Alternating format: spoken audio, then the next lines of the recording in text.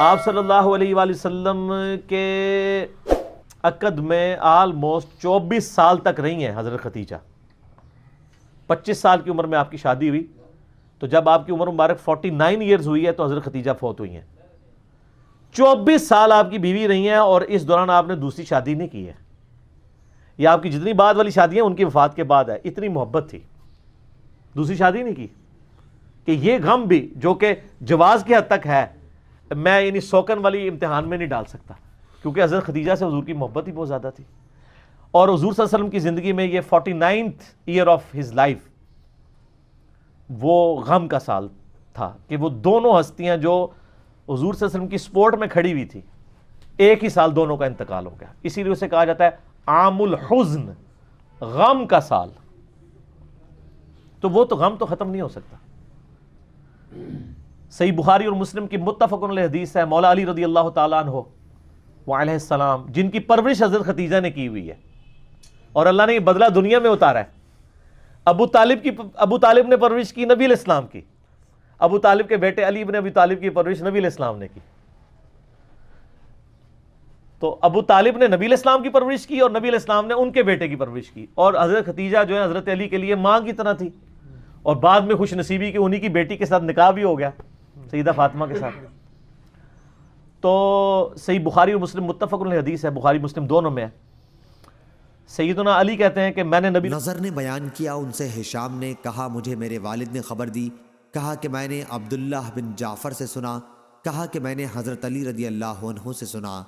آپ نے بیان کیا کہ میں نے رسول اللہ صلی اللہ علیہ وسلم سے سنا، حضرت صلی اللہ علیہ وسلم فرما رہے تھے کہ مریم بنت عمران اپنے زمانے میں سب سے بہترین خاتون تھیں، اور اس امت کی سب سے بہترین خاتون حضرت خدیجہ ہیں رضی اللہ عنہا.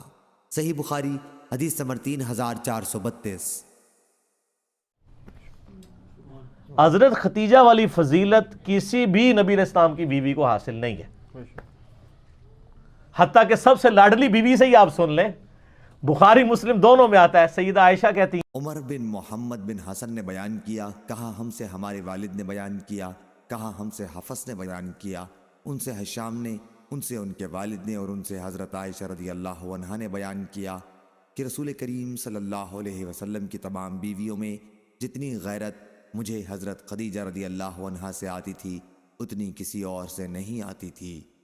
حالانکہ انہیں میں نے دیکھا بھی نہیں تھا، لیکن حضرت صلی اللہ علیہ وسلم ان کا ذکر بکثرت فرمایا کرتے تھے، اور اگر کبھی کوئی بکری ذبح کرتے تو اس کے ٹکڑے کر کے حضرت خدیجہ رضی اللہ عنہا کی ملنے والیوں کو بھیجتے تھے. میں نے اکثر حضور صلی اللہ علیہ وسلم سے کہا جیسے دنیا میں حضرت خدیجہ رضی اللہ عنہا کے سوا کوئی عورت ہے ہی نہیں. اس پر آپ فرماتے کہ وہ ایسی تھیں اور ایسی تھیں اور ان سے میری اولاد ہے.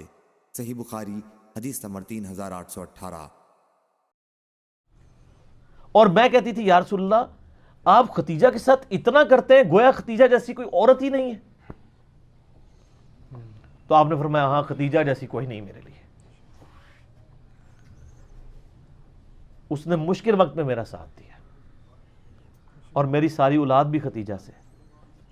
ایک حضرت ابراہیم پیدا ہوئے ہیں ماریہ قبطیہ سے، لیکن وہ بھی فوت ہو گئے. باقی نبی علیہ السلام کی اپنی 4 بیٹیاں اور باقی 2 صاحبزادے حضرت خدیجہ سے، سلام اللہ علیہا وعلیہ السلام.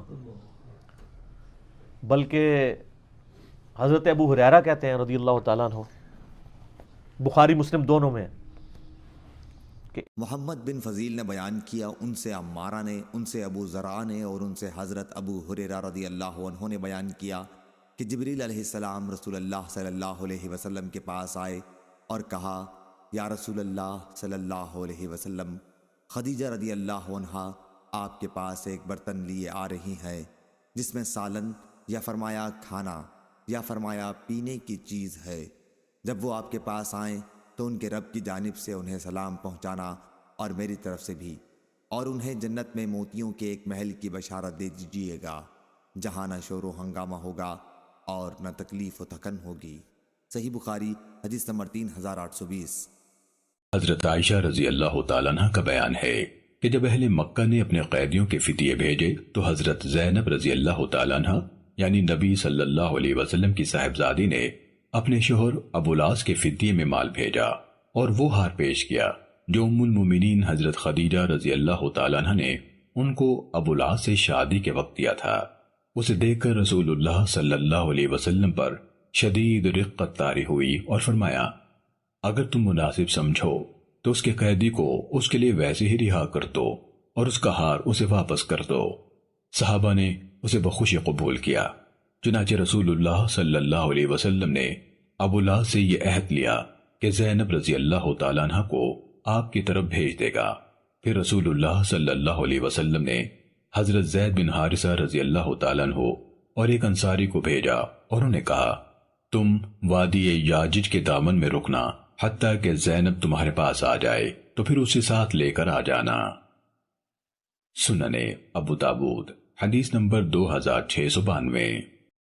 اب اس کی جو بیوی ہے وہ سیدہ زینب نبی علیہ السلام کی بیٹی، جن کی آگے سے وہ بیٹی ہیں جو حضور کی نواسی ہیں، امامہ بنت ابی العاص، جن کے بارے میں صحیح بخاری میں آتا ہے کہ نبی علیہ السلام ان کو گود میں ابو قتادہ انصاری رضی اللہ تعالیٰ عنہ سے روایت ہے کہ رسول اللہ صلی اللہ علیہ وسلم امامہ بنت زینت بنت رسول اللہ صلی اللہ علیہ وسلم بعض اوقات کو نماز پڑھتے وقت اٹھائے ہوتے تھے۔